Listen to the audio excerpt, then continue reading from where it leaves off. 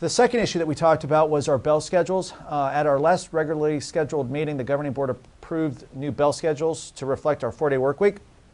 Those bell schedules were approved, but we heard after the fact some concerns and some suggestions from our community regarding those bell schedules. And so we went back in and looked at ways maybe to modify or adjust our bell schedules to meet some of the needs that were expressed to us. And so what the governing board approved last night are the new bell schedules for 2015-2016. And those bell schedules you can find on our district website. The goal was to try to get 2 of our elementary campuses as an earlier start time, and then to try to add some time to both our junior high and high school in its daily instruction. And we were able to accomplish that. And so I would encourage you to take a look at our website and look at the bell schedules and look at where your child's campus, what his or her start time and end time will be next year, because I think obviously that's important for all of us to understand.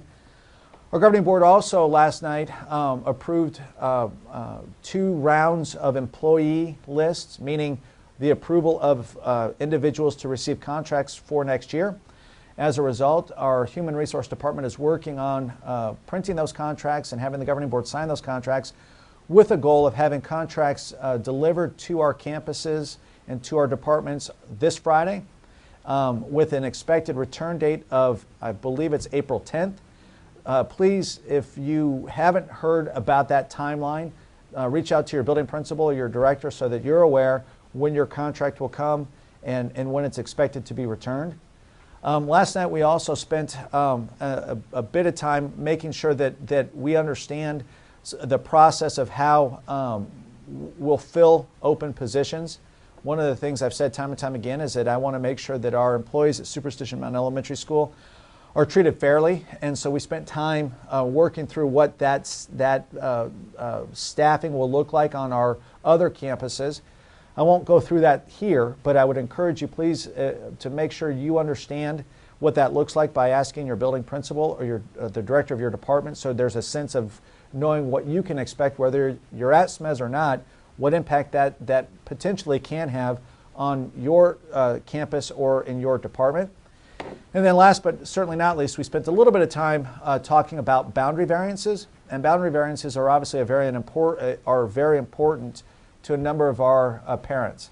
And a boundary variance is essentially the ability to go to a school that isn't your home school. One of the things I've communicated to the governing board is we're going to work as hard as we can to approve as many boundary variances as we possibly can as soon as we can. But I don't want to start approving boundary variances until we have a real good understanding of enrollment on our campuses with the new boundaries in place. In the next couple weeks, registration packets are going to go out to families, and there will be some information in those packets about your child's homeschool and boundary variances and all that kind of business. Please make sure you work as hard as you can to get those packets returned as soon as you can so we can get that information into our system. And once that information is in our system, then it gives us a much better opportunity to begin starting the process of accepting boundary variances. So the sooner we get the registration packets out and returned, the sooner we can start looking at signing and accepting boundary variances.